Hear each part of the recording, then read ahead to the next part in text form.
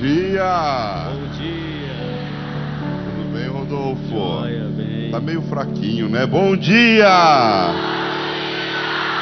Que bênção! Quanta gente presente aqui de tantos lugares do nosso Brasil. Saudações a vocês, saudações a você, meu irmão, minha irmã, que nos acompanha pela TV Pai Eterno, pelos sistemas de internet também, Facebook, blá, blá, blá, blá, blá. São tantos, né? São tantos possíveis. A todos que estão nos acompanhando pela TV agora, uma salva de palmas também, né? Que o Senhor nos abençoe, que Ele nos guarde, que Ele faça brilhar em nossa vida a sua face e nos seja sempre favorável. Que Ele dirija sempre o seu rosto para nós e nos dê sua paz. Ele que é Pai, Filho e Espírito Santo. Pai nosso que estais nos céus, santificado seja vosso nome. Venha a nós o vosso reino. Seja feita a vossa vontade, assim na terra como nos céus. O pão nosso de cada dia nos dai hoje. Perdoai as nossas ofensas, assim como nós perdoamos a quem nos tem ofendido. Não deixeis cair em tentação. Maria, Mãe da Igreja, Rogai por nós. Maria, Mãe do Perpétuo Socorro, Rogai por nós. Maria, Mãe de todos, Rogai por nós. amém. Podemos ficar sentados. Mais uma vez, bem-vindos, bem-vindas. Sintam-se na casa do Pai como se estivessem lá no santuário, aqui no Cine Teatro AFIP. Meu irmão, minha irmã, hoje nós celebramos uma solenidade muito bonita. Exaltação da Santa Cruz. O que é a cruz? O que significa esse mistério na vida do cristão? A palavra de Deus, ela é muito clara em dizer que para os gregos, para os pagãos, para aqueles que não são de Deus, a cruz é sinal de loucura. Loucura.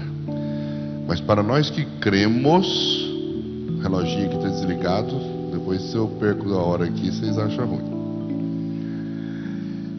Para nós que cremos, a cruz é sinal de salvação, sinal de vitória.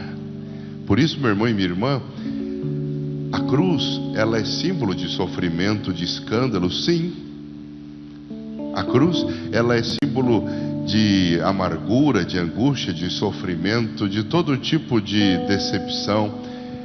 Ela parece ser fracasso. E ela é, quando ela se apresenta diante de nós. Mas quando nós, com o olhar cristão, Danilo, falei para o Pedro, ele não entendeu. O reloginho ali não está funcionando, tá? Mas nós, quando nós olhamos para a cruz, com um olhar de esperança e sabendo o seu significado, nós então entendemos-la como sinal de salvação. Por isso, nós exaltamos não o madeiro, como nós vemos aqui atrás. Nós exaltamos não a cruz enquanto sofrimento para a vida sua, para a minha vida. Nós exaltamos a cruz como um sinal de amor extremado por mim, por você. Quem foi que morreu por mim na cruz? Jesus. Ele morreu porque ele era louco? Era, gente? Não. Ele morreu porque ele amou demais. Ele morreu porque ele queria que nós pudéssemos viver.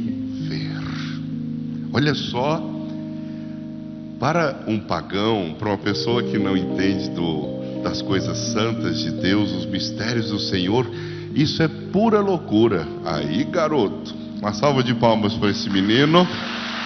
Ele merece. Ele merece, ele merece. Para nós, meu irmão e minha irmã, é símbolo de vida, de salvação. Por isso, se nós em Jesus Cristo damos sentido à nossa vida, carregando a nossa cruz como bons discípulos, nós também seremos com Ele santificados aqui nessa terra e plenificados em nossa santidade no céu. Por isso, primeiramente na sua vida, faça o sinal da cruz sobre você. Primeiramente no seu dia, na hora da dor, da angústia, do sofrimento, renove a sua esperança no Senhor, lembrando-se da sua Trindade Santíssima, em nome do Pai, e do Filho, e do Espírito Santo. Esse é o sinal. A gente fala, eu estou me benzendo, tá mesmo? Eu estou me benzendo.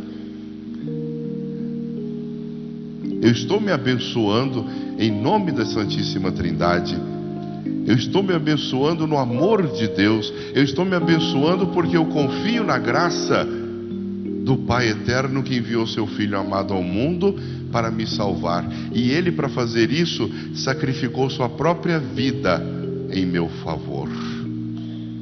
Por isso, a cruz que nós vemos e aos olhos pagãos enxergamos como loucura, sofrimento, tristeza,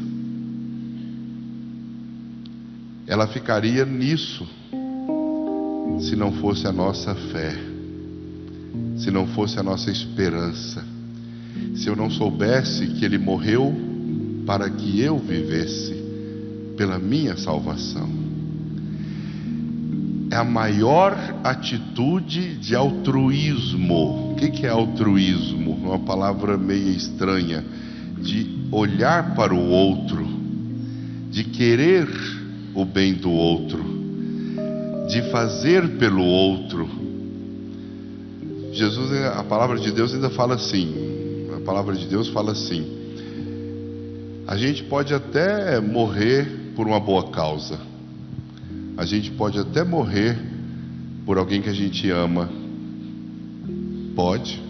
Uma mãe pode morrer pelo seu filho, ela é capaz de fazer isso.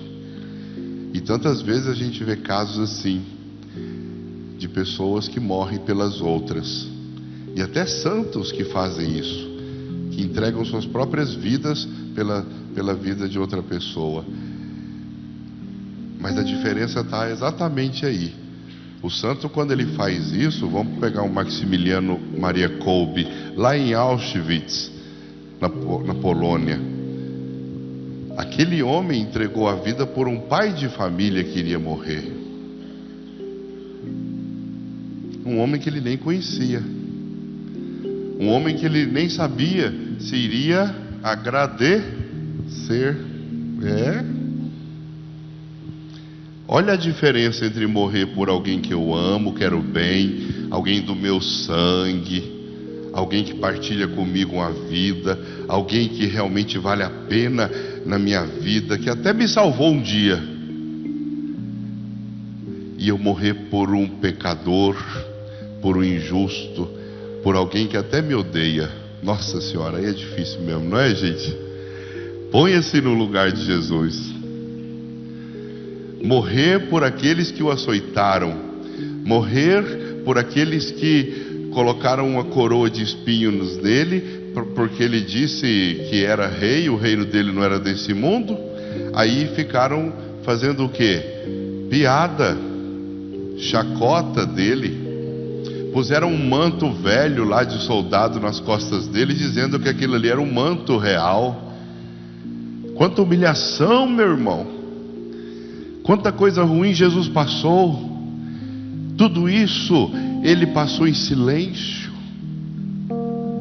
Silêncio, para se cumprir a própria palavra. Assim como a ovelha é levada ao matador, assim o servo sofredor do Senhor entregaria sua vida em silêncio. Foi chicoteado, foi maltratado, recebeu no rosto cusparadas, Meu irmão, gostaria que você entrasse nesse clima de compreensão da grandeza da humilhação de nosso Senhor Jesus Cristo, por amor de mim, por amor de você. Como ele sofreu.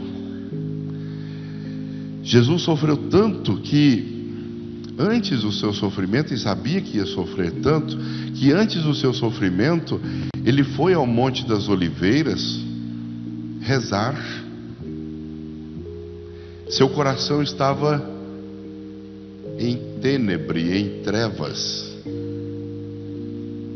Seu coração estava amargurado. E ele chegou a dizer uma coisa para Deus: Senhor, se for possível, afasta de mim esse cálice. Olha só, o que significa isso? Medo. Jesus não teve medo. Não, eu fui para lá, deixei eles me fazer o que. Não teve nada disso. Olha o que é o amor extremado, meu irmão. Olha o que é o amor levado às últimas consequências. Um amor totalmente diferente do meu, do seu, do que nós possamos imaginar.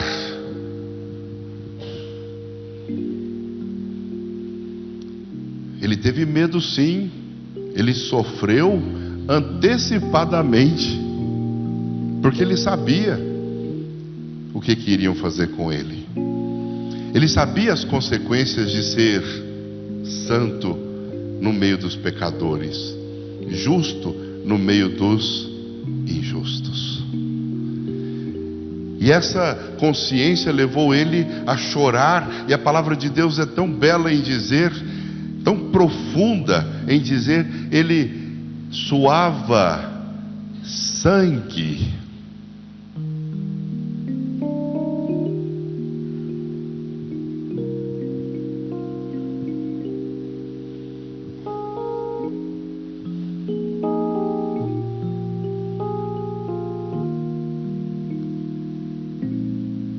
Angústia, sofrimento, dor,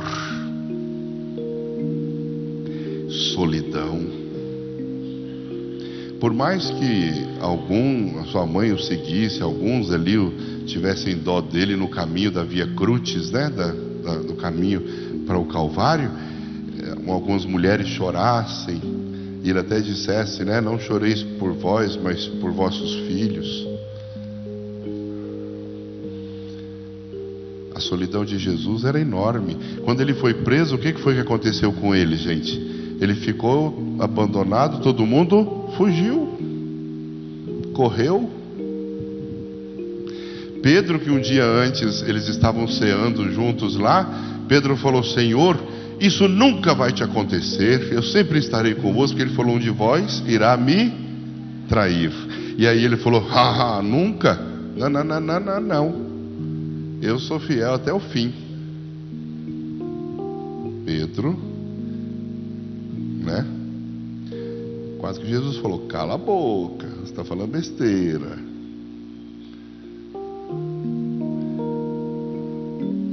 Hoje você vai me negar, antes que o galo cante, por 3 vezes. Hoje ainda, nessa noite, antes que o galo cante, você me negará 3 vezes. Jesus sabia da bondade do coração de Pedro, mas também sabia da fragilidade do seu coração. Quantas vezes a gente quer confirmar o Senhor na nossa vida, quer confirmar Deus em nosso coração, quer mostrar que a gente acredita e vai fazer o melhor, e de repente a gente cai, de repente a gente tropeça, de repente a gente esmorece, de repente a gente acaba entrando na escuridão.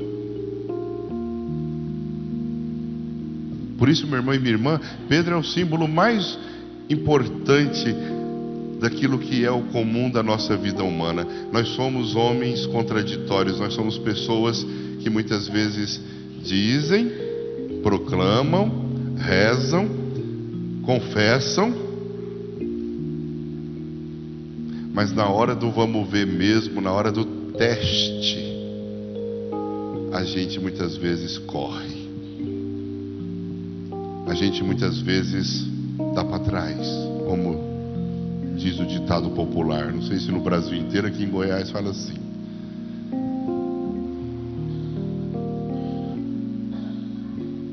A gente foge. E olha, esse pessoal ficou assustado até depois que Jesus ressuscitou. Olha o susto, hein? Deixaram Jesus sozinho. Vocês estão vendo aqui, né? Deixaram-no só, abandonado. E depois ainda ficaram com medo, com tristeza, escondidos, com medo de tudo aquilo ali que ele disse antes tenha sido em vão.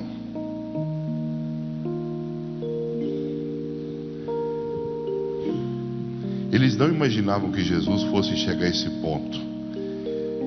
Para muitos ali o fracasso não iria acontecer. Por mais que Jesus dissesse, tenha dito isso para eles, eles parece que não queriam entender que ele iria sofrer, iria ser maltratado. Ele disse isso. O Filho do Homem será perseguido, maltratado, morto nas mãos dos injustos, mas ele ressuscitará. Mas parece que eles não entenderam aquilo na verdade. Por isso, quando, no momento em que Jesus aparece para eles, abrindo portas, aliás, atravessando portas, ele não ia conseguir abrir, porque estavam trancadas. Então ele atravessa a porta, ele quebra o coração de pedra, ele entra sem pedir licença. Com a pessoa que está com medo, ela não vai abrir porta. Ela está com medo, fala, oh, aqui é Jesus. Fala, cai fora, é um fantasma. Nós vimos, não ficamos sabendo quem morreu. Pessoal, se ele batesse na porta e falasse, ó, abra aí, é Jesus, qual que é a senha? Não iria entrar. Então Jesus força e entra com as portas fechadas. Ou seja, você está com o coração cheio de dor, de tristeza, medo. Eu entro, porque eu sei que vocês têm fé, mas agora, por um momento, vocês estão com medo. Então eu vou entrar. Mas Jesus sabia que esse coração deles era bom, por isso que ele entrou sem bater. Porque lá no Apocalipse fala, eis que estou à porta e bato.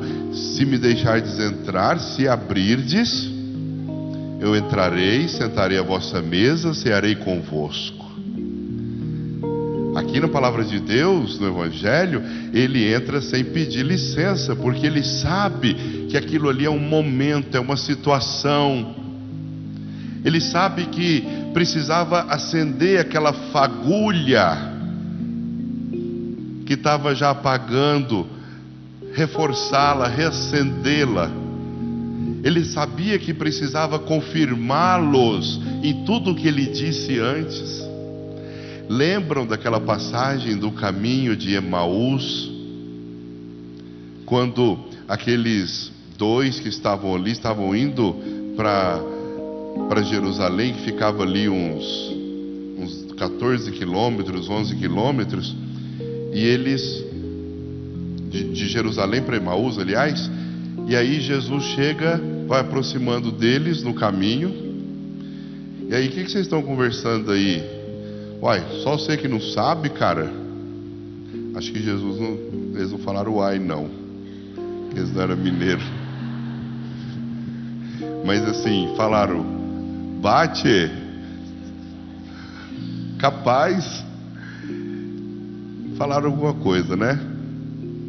Eu acho que falou foi o ai mesmo, viu? Que o mineiro está invadindo o mundo.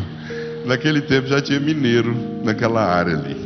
Então, uai, você não sabe o que aconteceu? Não, é só você que não sabe, só.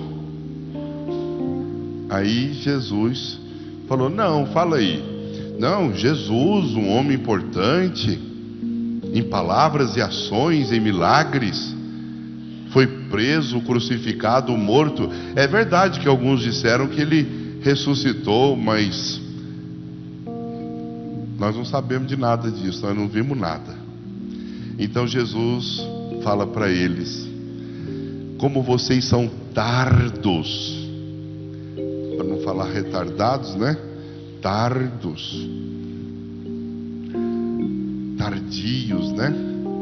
Difícil, porque como vocês são bobos de não lembrarem de tudo o que foi predito muito antes pelos profetas, de tudo aquilo que ele mesmo disse. E eles, meu irmão e minha irmã, a palavra de Deus é muito bela em dizer, eles sentiam o coração deles se aquecendo enquanto Jesus lhes falava aquelas palavras. Eles não sabiam que era Jesus. E aí pararam na hospedaria, estava tarde, e eles perguntam, e Jesus vai caminhando meio que assim, né? Não, você não vem jantar conosco? Aí ele foi, e foi na hora da ceia, quando ele partiu o pão, eles reconheceram, até arrepio, eles reconheceram, é o Senhor. E ele desapareceu na frente deles. É o Senhor.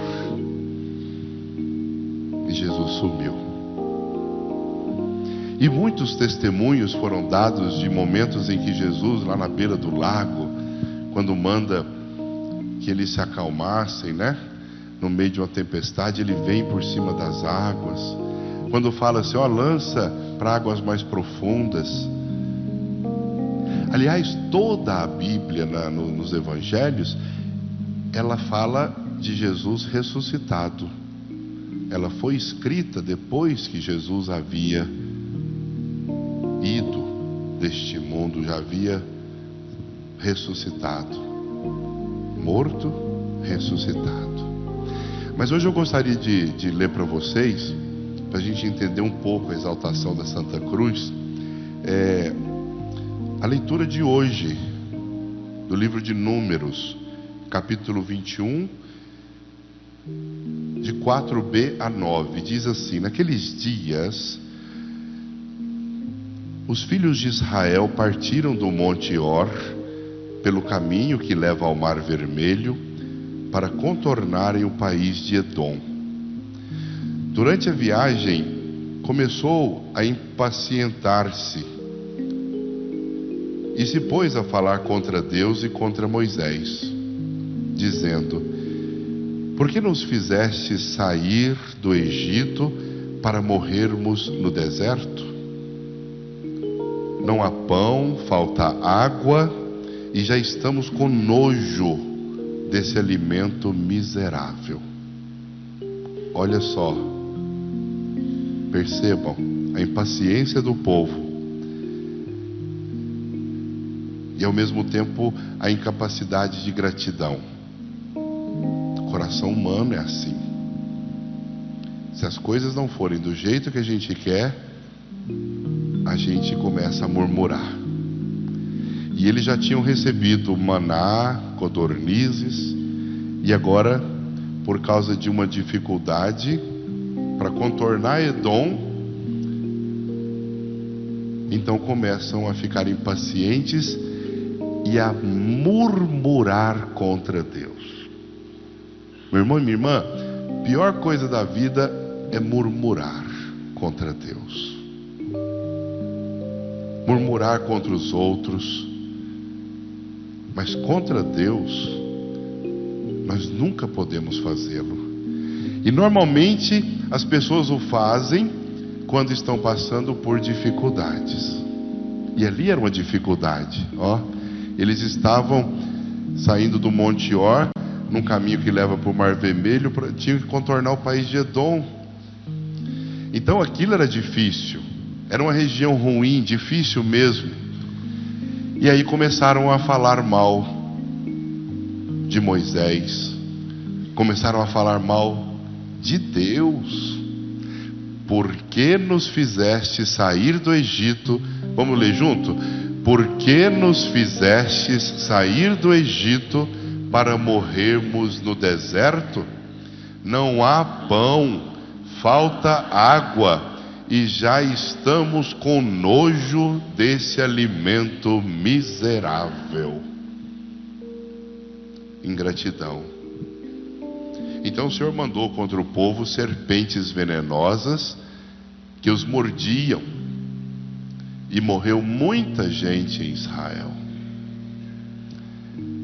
O povo foi ter com Moisés, depois que viu o sofrimento que se acarretou depois da murmuração e da falta de gratidão. O povo foi ter com Moisés e disse: pecamos falando contra o Senhor e contra ti. A gente parece que só entra no eixo depois que a gente sofre,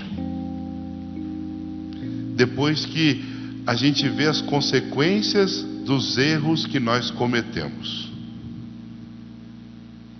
Deus tinha sido tão bom, o Senhor tinha se mostrado generoso, tirou aquele povo de uma escravidão, falou para eles que tinha como promessa para a vida deles a terra onde corre leite e mel, e o povo ainda murmurou contra Deus na hora da dificuldade. E aí o povo foi ter com Moisés: pecamos, aceitamos isso, fala com Deus, né? Fala com Ele. Aí Moisés intercedeu pelo povo, e aí o Deus respondeu: vamos lá?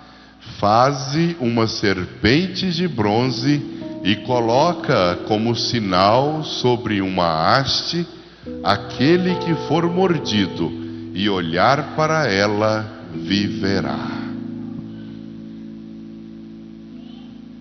Muita gente não conhece essa passagem do livro de Números. Tem esse momento difícil de murmuração, de impaciência. Meu irmão e minha irmã, quando a gente passa pela dor, pela dificuldade, quando a gente carrega cruzes na vida da gente, é normal a gente ter impaciência. Você imagina uma pessoa inquieta na cama porque quebrou um fêmur. Alguém já quebrou um osso aí, teve que ficar na cama mais de mês? Alguém pode erguer a mão, deixa eu ver. Aí eu ainda não passei por isso não, mas eu imagino que deve ser uma coisa horrível, né? Você ficar ali na cama, você não pode nem mexer. Pouca gente quebrou osso aqui, hein? Parabéns. Parabéns. Pouca gente quebrou osso aqui. Alguém já quebrou um osso aqui, gente? Deixa eu ver, deixa eu saber. Ah, mas que povo bom, hein? Tá olhando direitinho pros lados, pro chão. É, eu também nunca quebrei, não. É, isso é bom, viu? Você já quebrou osso, Rodolfo? Já? Onde? No pé? Ah, não, isso aí é osso, não. Isso é cartilagem. Isso é osso, não, filho. Isso é cartilagem. Isso aí eu já virei o pé, já, né? Virei, mas não quebrei, não. Só torci mesmo. Quebrou, não, meu amor. Que é isso? Eu só virei o pé. Pisei errado lá. Aí deu uma... É ruim, hein? A coluna eu nunca quebrei, não. Que isso, tá doido? Não, senhora. Se tivesse quebrado a coluna, não estava aqui, não. Então, imagina a impaciência que causa. Imagina quando você está pedindo a Deus uma coisa e aquilo não vem, aquela graça você não alcança. Deus muitas vezes testa minha paciência. E tantas vezes a gente passa por dificuldades na vida e o Senhor se utiliza delas para nos ensinar e a gente não sabe aprender com as dificuldades. Tantas vezes a gente colhe frutos ruins na vida e o Senhor até quer que nós entendamos: não plante mais árvore ruim, plante coisa boa, para você colher coisa boa. Porque se você plantar semente ruim, vai nascer coisa ruim. Vai nascer coisa que não presta. E você vai colher o fruto disso. Então ele fez uma serpente de bronze, colocou-a como sinal sobre uma haste. E quando alguém era mordido por uma serpente, olhava para aquela serpente e era curado. Por que era curado? Porque se recordava da misericórdia, da bondade de Deus e se arrependia do seu pecado. É isso. E é assim que tem que ser com a nossa vida. Amor tão grande, amor tão forte, amor suave, amor sem fim, que a própria morte transforma em vida, abraço eterno de Deus em mim,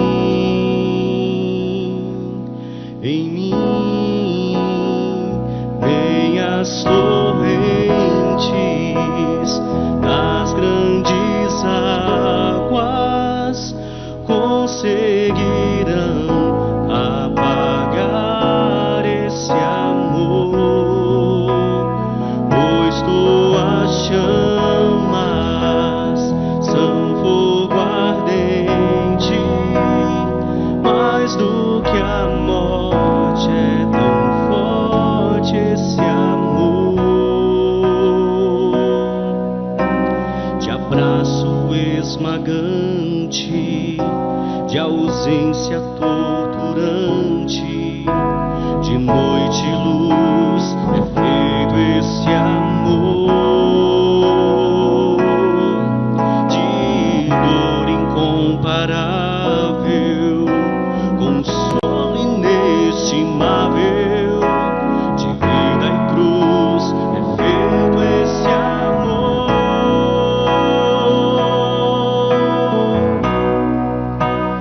Nem as torrentes das grandes águas conseguirão apagar esse amor, pois tuas chamas são fogo ardente, mais do que a morte é tão forte esse amor.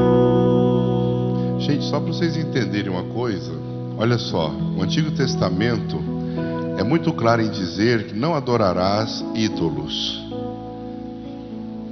Vocês lembram disso em várias passagens ali. O Senhor está querendo dizer que nós não devemos adorar o Senhor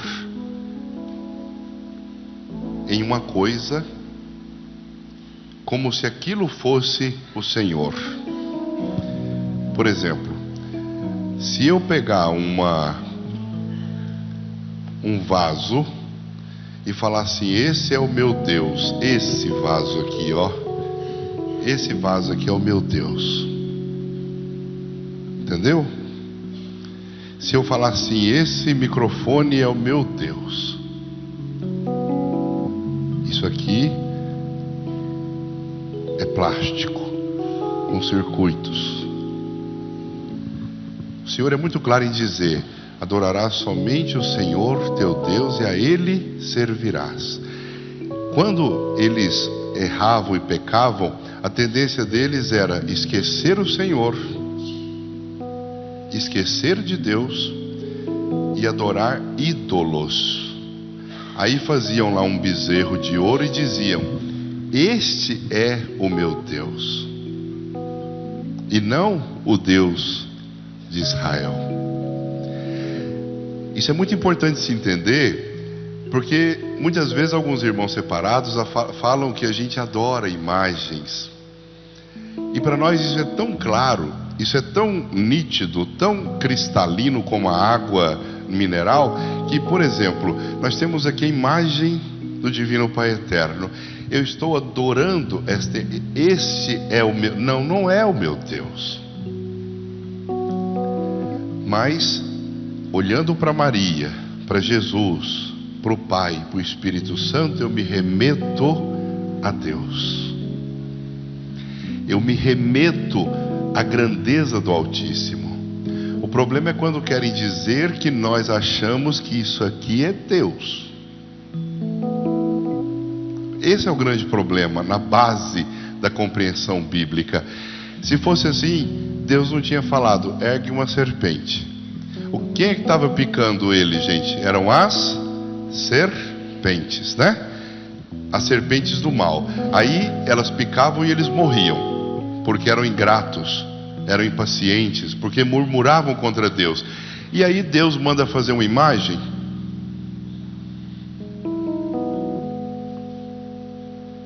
Se fosse assim, Deus estava entrando em contradição. Aquela serpente de bronze ali colocada não era Deus. Aquela serpente de bronze ali colocada é para que eles se lembrassem da misericórdia de Deus. Quando olhassem para a serpente, se lembrariam: Deus é misericordioso. Ele perdoou nossa falha. Ele é bom. E aí se curariam quando a serpente os picasse. Quando eu olho para a imagem do Divino Pai Eterno, eu me lembro de quê? Da coroação de Nossa Senhora, a Trindade Santíssima coroando Maria. Tanto que não tem só essa imagem, tem tantas outras aí. Você deve ter uma na sua casa. Você tem uma imagem de Santo Antônio, uma imagem de São Sebastião. Na minha avó tinha lá uma imagem de Jesus Cristo bonita, grandona, antiga. Tem até hoje lá na casa da minha tia. A imagem, ela é para nos projetar as realidades invisíveis, mas através do visível. Portanto, meu irmão e minha irmã, eu não estou adorando coisa. Eu não adoro essa caixinha e digo, ela é meu Deus. Eu não adoro essa imagem e digo, essa imagem é meu Deus. Isso é idolatria. Isso é antibíblico, anticristão. Nós não podemos fazer isso e não fazemos. Quem faz, converta-se. Lembre-se que aquela serpente colocada ali remetia o povo a uma realidade de misericórdia, e portanto ela foi posta ali para que, olhando, lembrassem da misericórdia divina. Só para fazer esse parêntese, eu queria que vocês vissem comigo o Salmo 77, 78, que fala um pouco da história do povo de Deus, desse povo que é tão contraditório, tão cheio de coisas boas em seus lábios, de proclamações belas. Coloca lá para mim, se vocês tiverem o texto do Salmo. Isso mesmo. Olha lá. Vamos ler juntos, gente? Escuta, ó meu povo, a minha lei. Ouve atento as palavras que eu te digo. Abrirei a minha boca em parábolas. Os mistérios do passado lembrarei. Quando os feria, eles então o procuravam. Convertiam-se correndo para ele. Recordavam que o Senhor é sua rocha e que Deus, seu Redentor, é o Deus Altíssimo. Mas apenas o honravam com seus lábios e mentiam ao Senhor com suas línguas. Seus corações enganadores eram falsos e infiéis, eles rompiam a aliança. Mas o Senhor, sempre benigno e compassivo, não os matava e perdoava seu pecado. Quantas vezes dominou a sua ira e não deu largas à vazão do seu furo. Meu irmão, olha só, está bem claro esse salmo, que é o salmo de hoje, dizendo para nós da paciência de Deus, apesar da nossa impaciência. Nós que muitas vezes proclamamos belíssimas palavras com os lábios, mas a nossa vida quebra todo o tempo com infidelidade à aliança que nós fizemos com Ele. O Senhor é bom, apesar da nossa maldade. O Senhor é fiel, apesar da nossa infidelidade. O Senhor é grande em misericórdia, apesar de nossa pequenez, de nossa maldade. Esse salmo é para lembrar que ao longo do tempo, da história da salvação, o Senhor sempre esteve conosco. E muitas vezes nós é que não estivemos do lado dele. Quando nós lermos esse salmo novamente, lembremos-nos de que Deus é compassivo, de que Ele perdoa, mesmo quando nós falamos por falar, proclamamos por proclamar, mesmo quando nossos lábios não expressam aquilo que o nosso coração sente realmente, mesmo quando a gente na vida cotidiana mente às pessoas. E hoje em dia, maldade e mentira estão disseminados como um vírus, uma virose na vida das pessoas. Hoje as pessoas mentem que a cara não sente. A gente até fala assim, ele mente que a cara não sente. Hoje as pessoas falam mal das outras por falarem. E naquele tempo faziam isso até mesmo com o próprio Deus. Então por isso lá na travessia do deserto, na hora da provação, eles tiveram que pedir perdão, de reconhecer seus limites, seus pecados e recorrerem à grandeza do amor do Senhor. A palavra de Deus, na segunda leitura, ela vai falar para nós, pode pôr a segunda leitura lá para o pessoal acompanhar junto. É uma palavrinha rápida só para dizer para vocês que Jesus ele veio para restaurar a vida do homem. Ele veio para restaurar a nossa vida. Ele é servo obediente, Ele é aquele que realmente se fez servo do Divino Pai Eterno, e por isso Deus o exaltou. Vamos ver lá junto? Jesus Cristo, existindo em condição divina, não fez do ser igual a Deus uma usurpação. O que quer dizer isso, gente? Ele era igual a Deus, mas ele não usou essa condição na vida dele. Mas ele esvaziou-se a si mesmo, assumindo a condição de escravo e tornando-se igual aos homens. Encontrado com aspecto humano, humilhou-se a si mesmo, fazendo-se obediente até a morte e morte de cruz. Obediência. Senhor, afasta de mim esse cálice, mas que não seja feita a minha, mas a vossa vontade. E assim ele assumiu a cruz, ele assumiu a morte por amor de nós. Então ele se fez obediente até a morte, ele cumpriu a vontade de Deus, ele se esvaziou da sua condição divina. Por mais que muitas vezes ele utilizasse dessa condição para o bem das pessoas, curando os cegos, os surdos, os mudos, fazendo a mão seca voltar a ser uma mão normal, fazendo com que o paralítico se levantasse, o morto ressuscitasse. Mesmo utilizando desses prodígios divinos, ele não usurpou de nada disso para ele. Quando aqueles soldados foram pegar Jesus lá no monte, ele podia ter dado um soprinho e todo mundo caísse por terra. Ele não usou essa condição. E depois, quando o Malco foi cortado na orelha lá, Pedro pegou uma faca e cortou a orelha do Malco, soldado.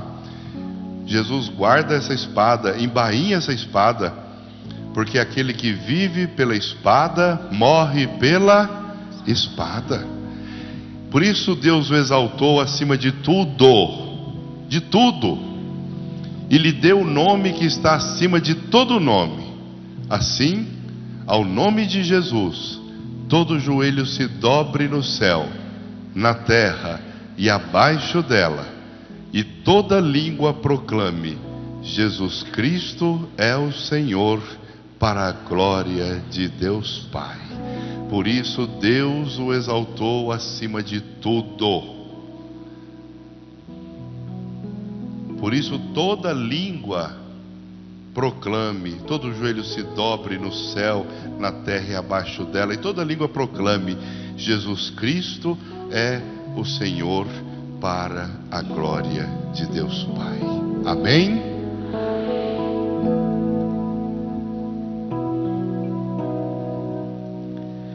Meu Senhor despojou-se de si, sendo Deus, se fez homem, se entregou e morreu numa cruz. Meu Senhor, para salvar a mim e meus irmãos, se humilhou, veio ao mundo e das trevas fez luz.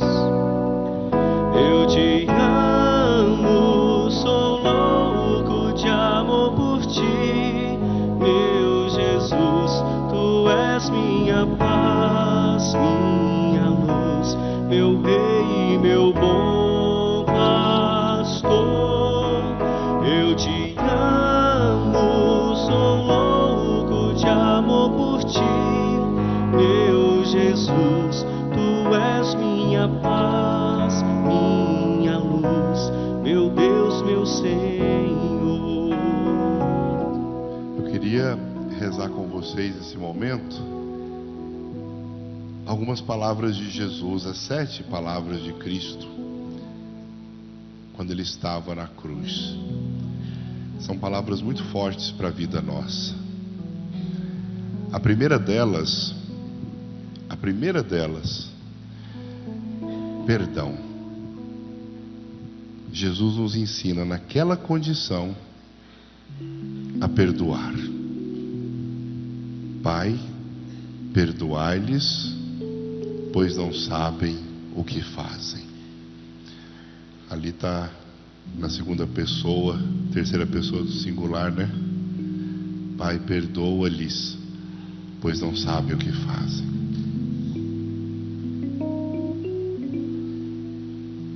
Jesus, naquele momento de dor, de angústia, de sofrimento, depois de toda a humilhação da sua vida, ele ainda pede ao Senhor misericórdia para com aqueles que o maltrataram.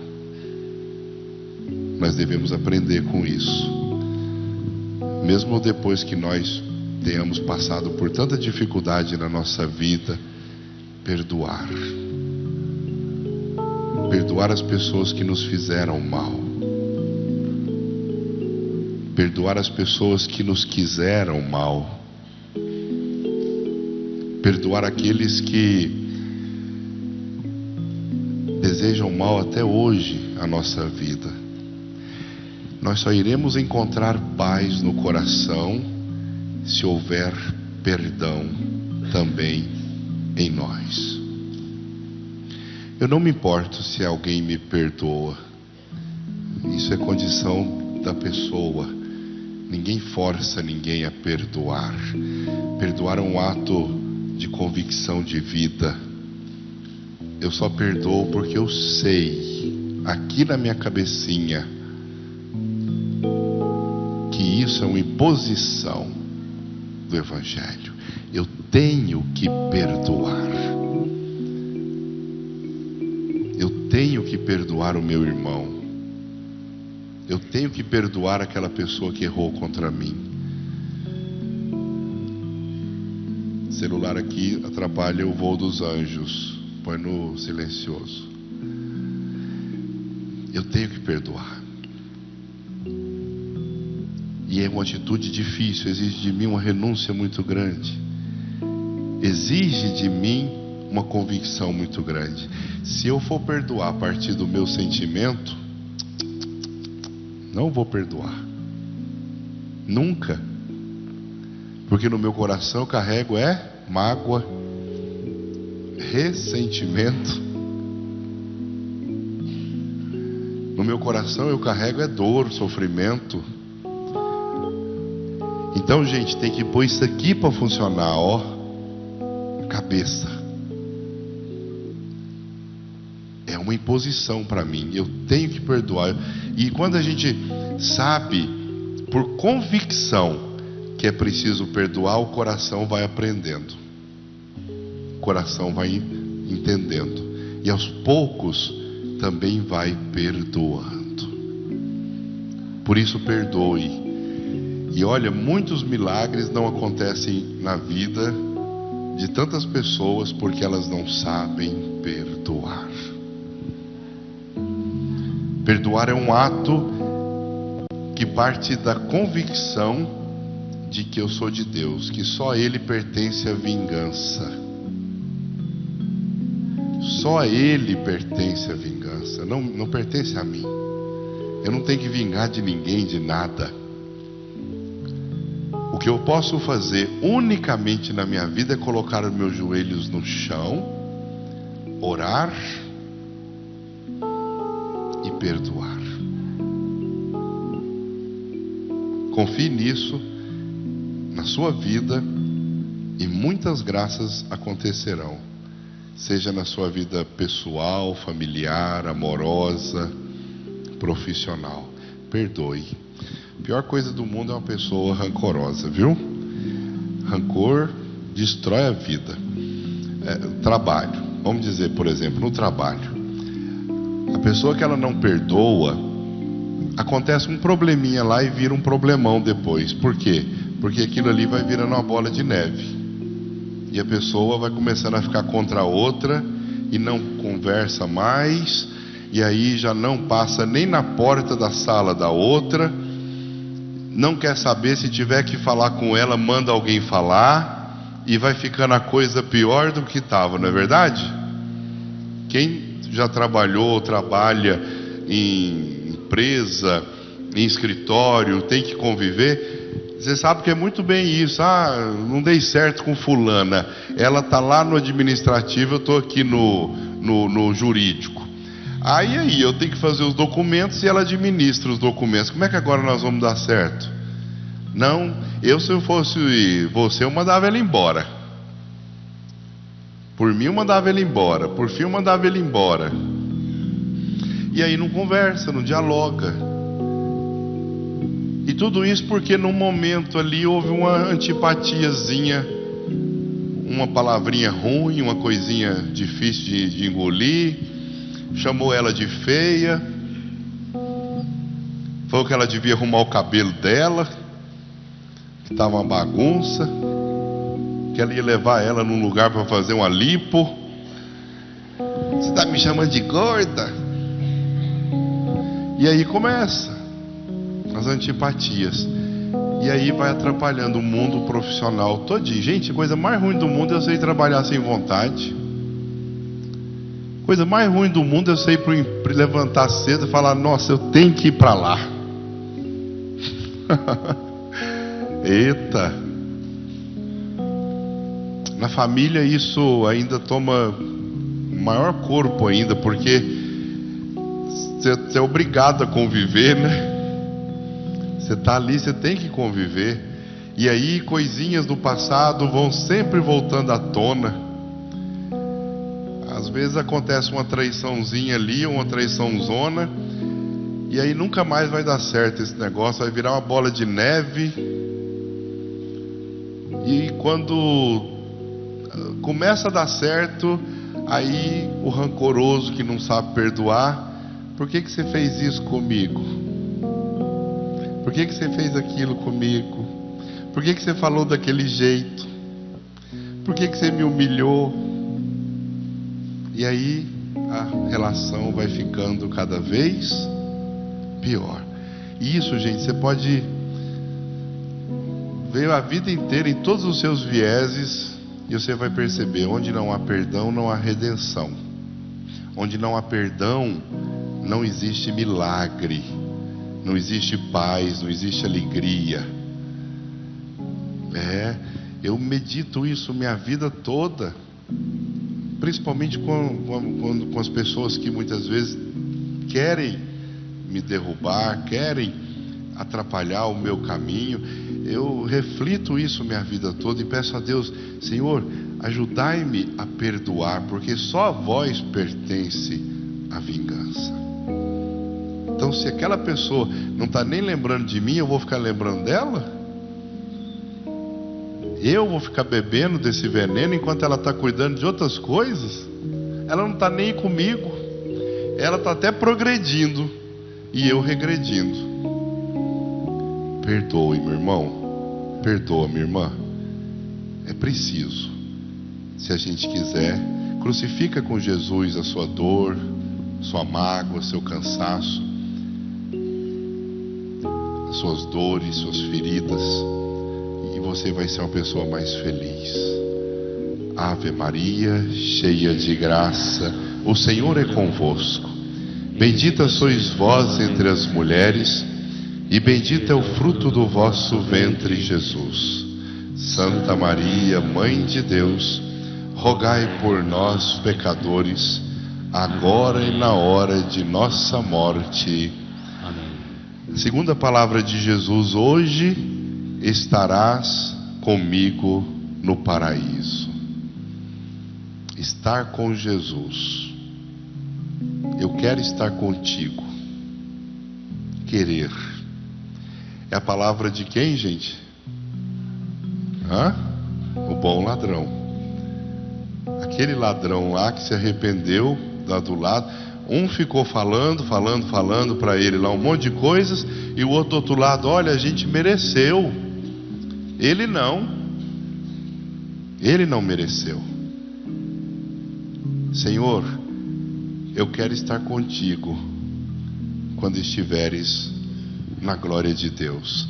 E o que Jesus responde? O que ele responde, gente? Hoje estarás comigo no paraíso. Ave Maria, cheia de graça, o Senhor é convosco. Bendita sois vós entre as mulheres, e bendito o fruto do vosso ventre, Jesus.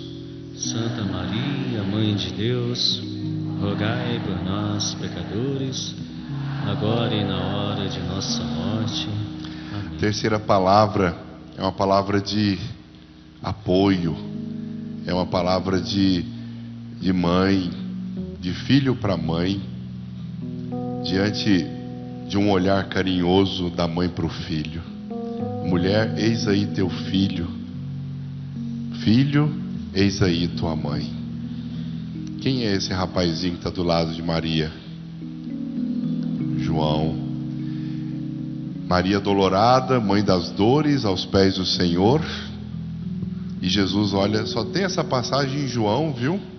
Só o Evangelho de João fala desse momento. Não está nem em Mateus, nem Marcos, nem Lucas. Está somente em São João. Mulher, eis aí teu filho. Filho, eis a tua mãe.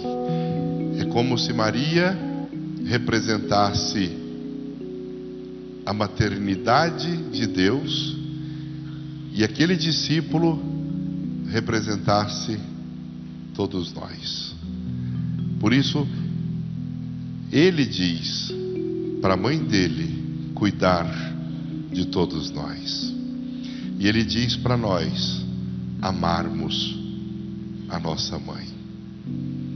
Ame Maria, meu irmão e minha irmã. Ame Nossa Senhora. Tenha nela um sinal de Deus. Tenha nela uma poderosa intercessora. Tenha nela um apoio para a sua vida cristã. E você nunca vai se perder. Santo Afonso dizia uma frase, que um devoto de Nossa Senhora nunca se perde nesta vida.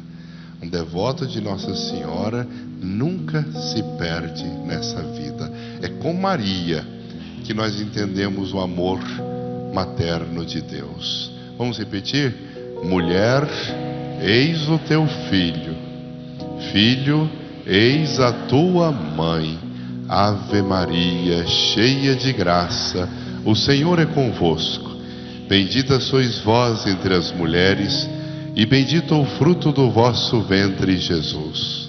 Santa Maria, Mãe de Deus, orai por nós, pecadores, agora e na hora de nossa morte. Amém. A próxima palavra de Jesus na cruz é uma palavra de dor, de angústia, é uma palavra de solidão. Ajeita aí que ficou feio. Tá legal não? Isso, garoto. Solidão. Meu Deus, por que me abandonaste? Um momento extremo de angústia do Senhor. E muita gente fica pensando que isso aí é falta de fé. É a solidão, gente, que causa isso muitas vezes. E Jesus era totalmente humano, como era totalmente Deus. E ele, num momento de angústia e solidão, disse: meu Deus, por que me abandonaste? Quantas vezes na hora da solidão nós também clamamos o Senhor consolo, nós também clamamos a Deus o bálsamo do seu Espírito. O sofrimento de Jesus era intenso, imenso. Ele carregava nas suas chagas a dor do mundo, a dor nossa. E ele grita por intimidade, não por desconfiança. Deus nunca o abandonou. Deus era ele era Deus. Mas na sua humanidade ele grita: Senhor, meu Deus, por que me abandonaste? É nessa hora, meu irmão e minha irmã, quando a gente se sente só, abandonado, abatido, sem rumo na vida, sem sentido de viver, nessa hora que a gente clama ao Senhor: Senhor, sede meu consolo, sede minha fortaleza, sede o bálsamo para o meu coração, porque eu estou sozinho, me sinto triste, me sinto abatido, as coisas não estão indo como eu queria, Senhor. Ninguém é por mim, ninguém está a meu favor. Aliás, tantos estão contra mim. Solidão é muito importante na vida. Você pode senti-la e isso amadurece a sua vida. Ser solitário é que não pode ser, não é coisa boa para a vida, é que não pode ser um instrumento para nós. Existe uma diferença entre ter solidão e ser solitário. E muita gente procura esconder da sua solidão com foninho de ouvido, com som alto, com balada, bebida, drogas, tudo isso tentando se esconder da solidão. Mas ela é necessária e nos ajuda a crescer, e nos ajuda a entender que quem eu sou, o que é passar pelo deserto, é exatamente viver a solidão na vida. Seja sábio ao viver as solidões que você deve viver, que todos nós devemos viver em nossa vida. Amém? Ave Maria, cheia de graça, o Senhor é convosco. Bendita sois vós entre as mulheres, e bendito o fruto do vosso ventre, Jesus. Santa Maria, Mãe de Deus, rogai por nós, pecadores, agora e na hora de nossa morte. Meu Deus, oh meu Deus, por que me abandonastes? Meu Deus, oh meu Deus, por que me abandonastes? A quinta palavra é aquele momento em que Jesus sentiu biologicamente sede. E ele disse: tenho sede. O que fizeram com ele, gente? Deram vinagre para ele. Só para mostrar um pouquinho para vocês o quanto é doloroso o caminho do amor. Mas ele é necessário. Vocês acham que Jesus não sabia disso? Ele fazia tudo isso para que se cumprisse a Escritura. E a palavra de Deus é clara em dizer exatamente isso. Ele foi até os limites, as últimas consequências, por amor de nós. E ao invés de água, que é símbolo de consolo, símbolo de refresco, de ajuda, deram-lhe ainda na cruz, no patíbulo da humilhação, vinagre, para que suas dores aumentassem ainda mais. Ave Maria, cheia de graça, o Senhor é convosco. Bendita sois vós entre as mulheres, e bendito o fruto do vosso ventre, Jesus.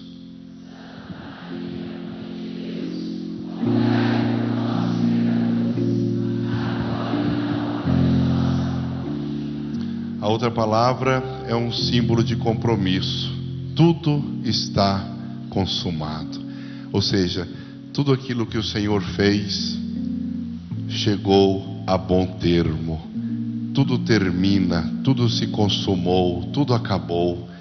E é nesse momento que a palavra de Deus diz que o véu do templo se rasgou, que um terremoto abalou, inclusive rachou o altar do templo em dois, que tudo se escureceu, ficou negro a plena 3 horas da tarde, e ele diz: tudo está consumado, e ele expira.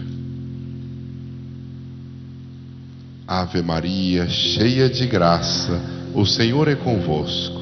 Bendita sois vós entre as mulheres, e bendito é o fruto do vosso ventre, Jesus. Santa Maria, Mãe de Deus,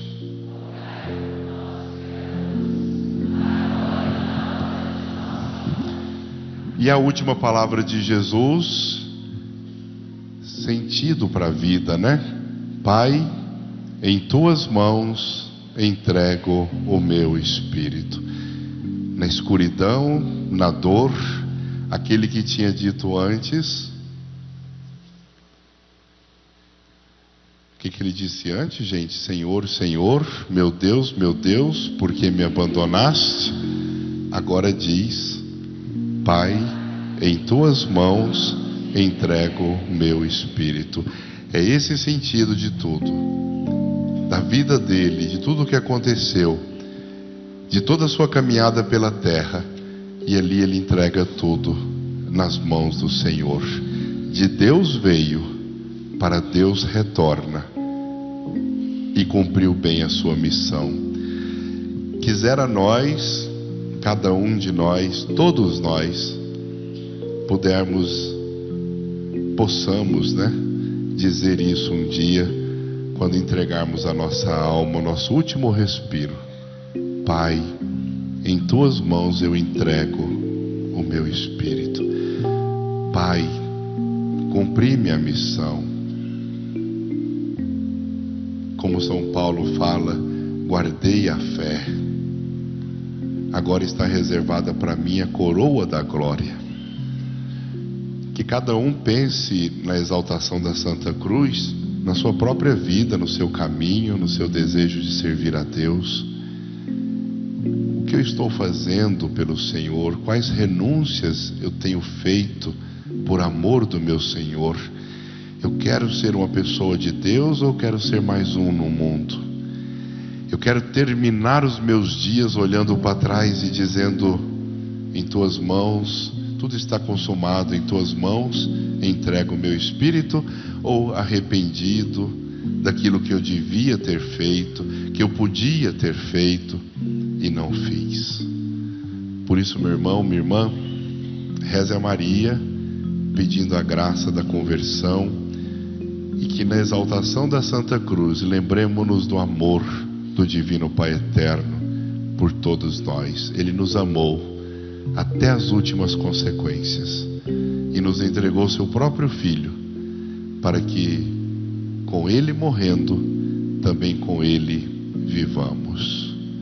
Ave Maria, cheia de graça, o Senhor é convosco. Bendita sois vós entre as mulheres, e bendito é o fruto do vosso ventre, Jesus. Santa Maria, Mãe de Deus, rogai por nós, pecadores, agora e na hora de nossa morte. Amém. Eis que lá da cruz tu estás, Jesus, triste só, sem luz nem calor,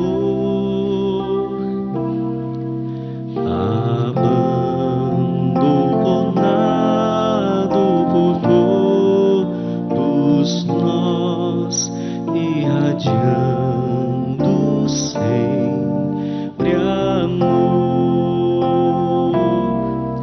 Se eu a cruz amar,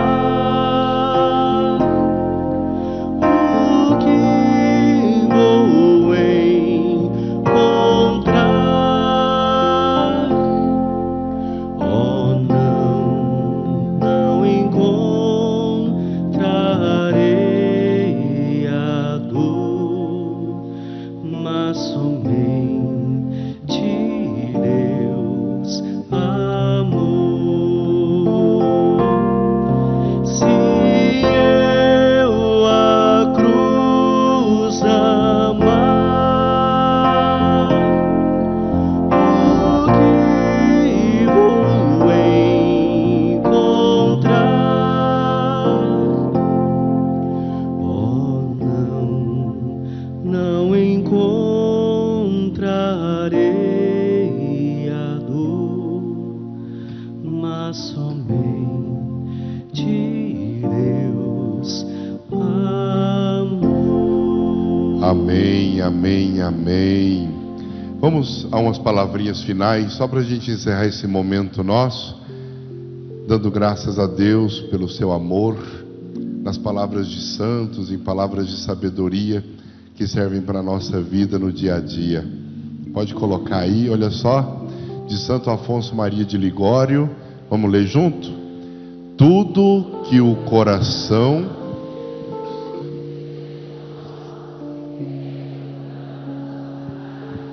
é que cumpramos a vontade de Deus. Pode ir para frente. O cristão deve mostrar por sua vida virtuosa que tem fé.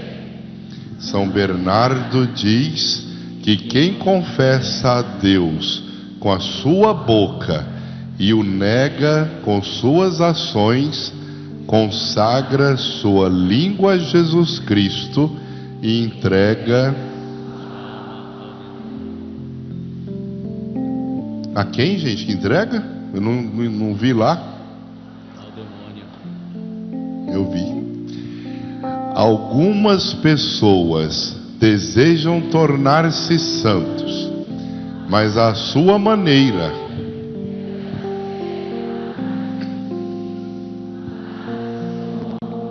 Elas amam a Deus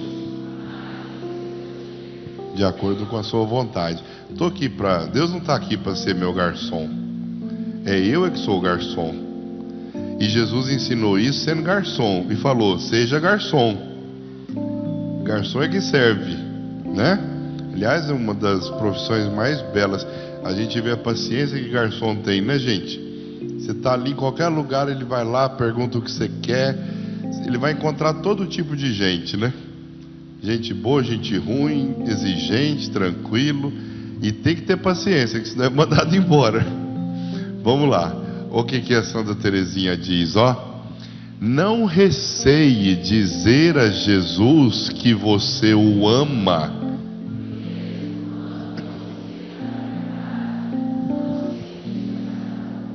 Desta forma, você fará com que ele se aproxime de você e o carregue como a criança que você sempre será, fraca demais para caminhar. Tá vendo? Mesmo que você não tenha aquela convicção, fala para Jesus que você ama ele e ele vai te ajudar. A gente sempre é uma criança fraca para caminhar sozinho. É com a graça de Deus, é com ela que eu posso caminhar bem nessa vida. A meditação é a fornalha onde se acende e se conserva o fogo do amor a Deus. Nas tentações, recorra a Jesus crucificado e a Maria, mãe das dores. Não encontraremos melhor maneira de servir a nosso Senhor Jesus Cristo do que abraçando alegremente sua santa e amável vontade. Deus sabe como a oração é útil para conservar a humildade e para exercer a confiança. E até exercitar a confiança. Não há duas maneiras de servir o Senhor, só há uma: servi-lo como Ele quer ser servido. São João Maria Vianney. Santo Afonso: quem quer o fruto deve ir à árvore. Quem quer Jesus deve ir a Maria, e quem encontra Maria, encontra também certamente Jesus. Bonito, né, gente? Não há momento mais precioso para pedir a Deus a nossa conversão do que o que, gente? Amém. São João Maria Vianney falando. A santidade consiste, primeiro, numa verdadeira renúncia de si mesmo. Segundo,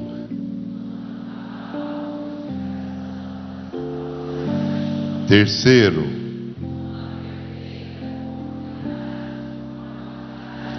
amém. Quando te sentires triste, invoca Jesus e Ele te confortará. Se a maldade te arrasta, chama-o e Ele virá em tua ajuda. Se te encontrares apático na fé, conta-lhe e Ele te devolverá o fervor. Se te ataca a desconfiança, seu nome te dará esperança. E se desejas terminar a vida com a graça de seu nome nos lábios, acostuma-te a pronunciá-lo desde agora: Jesus. O sofrimento é breve. Mais uma vez, o sofrimento é breve. São Padre Pio. A oração constante obtém misericórdia de Deus, mesmo para os que não são seus amigos. Interessante, né? Ficai certos de que todos os instantes da vossa vida, o tempo que passardes diante do divino sacramento, será o que vos dará mais força durante a vida, mais consolação na hora da morte e durante a eternidade. Lindo, né, gente? Lindo, lindo, lindo. Santo Afonso. Nada te perturbe, nada te amedronte. tudo passa, a paciência tudo alcança. A quem tem Deus nada falta, só Deus basta. Santa Teresa d'Ávila. Quem já conhecia essa frase bonita, hein? Eu sei que muitos conheciam. Vamos ler de novo. Tanto que isso é importante, gente. É uma das frases mais iconográficas de Santa Teresa d'Ávila. Nada te perturbe, tudo passa, a paciência tudo alcança. A quem tem Deus nada falta, só Deus basta. Amém? Se não amam a Nosso Senhor na Eucaristia, é porque é isso aí. Já que não posso por hora impor-me grandes sofrimentos, pelo menos a cada instante posso imolar minha vontade. Santa Elizabeth da Trindade. Se os santos anjos pudessem sentir inveja pela Santa Comunhão. Que bonito, hein, gente? Nós podemos receber a Santa Comunhão, nem os anjos podem. Eles teriam inveja se eles sentissem isso. Toda perfeição evangélica se alcança com o contínuo exercício da oração. Rezar. Ore sempre, sempre que puder e até quando não puder. Misericórdia do Senhor é maior que todas as nossas fraquezas. A misericórdia de Deus é maior que tudo. Quando vier o sofrimento, o desprezo, a cruz, deves considerar que é isso comparado com o que eu mereço. E São José Maria Escrivá. Não fuja dos sofrimentos, porque nele está a tua saúde. São João da Cruz. Grandes santos da igreja, né? Essa é de Santa Josefina Baquita. Alguém conhecia, gente? Ah, que gracinha esse povo nosso aqui, viu? Vamos lá. Vou devagar, passo a passo, porque levo duas grandes malas. Numa vão meus pecados, e na outra, muito mais pesada, os méritos infinitos de Jesus. Quando chegar ao céu, abrirei as malas e direi a Deus: Pai eterno, agora podes julgar. E a São Pedro: fecha a porta, porque fico. Gracinha. O que é ser santo? Vamos lá, primeira coisa, leia vocês. A santidade é um dom, é a dádiva que o Senhor nos oferece. E depois? Para ser santo, não é obrigatório ser bispo, sacerdote ou religioso. Tá vendo? E depois? A santidade não é algo pesado, triste. É o convite a compartilhar a sua alegria. E ainda? São pequenas coisas, mas muito pequenos passos para a santidade. E ele com aquela cara feliz dele. São muitas pequenas coisas, muitos pequenos passos. Ninguém fica santo assim de uma vez. São pequenos passos, meu irmão e minha irmã, para a santidade na nossa vida, viu? Isso é muito importante, o Papa Francisco que nos ensina. Ó amado Jesus, aumenta minha paciência na medida que aumenta meu sofrimento. Santa Rita de Cássia. Bendito seja o Deus e Pai de nosso Senhor Jesus Cristo, o Pai das misericórdias, Deus de toda consolação, que nos consola em toda nossa tribulação, para que também possamos consolar os que estiverem em alguma tribulação, com a consolação com que nós mesmos somos consolados de Deus. Santo Afonso, a misericórdia foi prometida a quem teme a Deus. Foi prometida a quem teme a Deus. Não abusa da misericórdia de Deus não, hein? Não abusa não. Queridos doentes, não percais a esperança.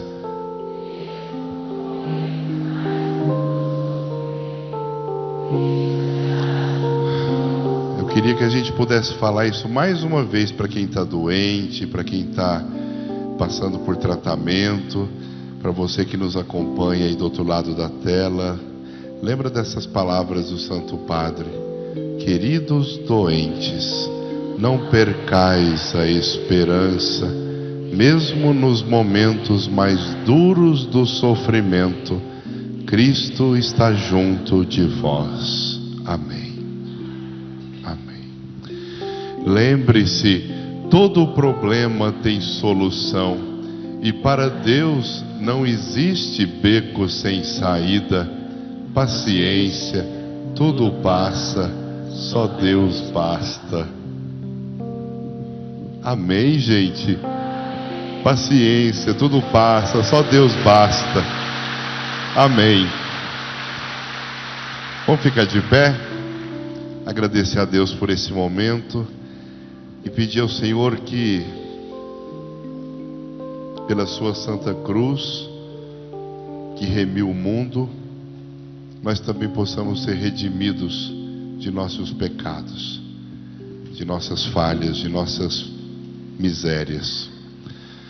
Senhor nosso Deus, aqui estamos diante de vós para vos louvar, engrandecer, louvar e bendizer. Queremos vos pedir a graça do perdão, da misericórdia, que sejamos melhores, Senhor, que eu seja melhor, meu Senhor, que eu me converta, que eu vos ame mais, vos sirva mais, que eu seja uma pessoa mais santa, que eu tenha paciência, nunca murmure contra vós ou contra a vida. Dai-me a vossa graça, Senhor, e o milagre que eu tanto necessito, para mim ou para aquele por quem peço. Senhor, tende piedade de nós. Senhor, tende piedade de nós. Cristo, tende piedade de nós. Tende piedade de nós. Senhor, tende piedade de nós. Senhor, tende piedade de nós. Abençoe-vos o Deus misericordioso, Ele que é Pai, Filho e Espírito Santo. Amém.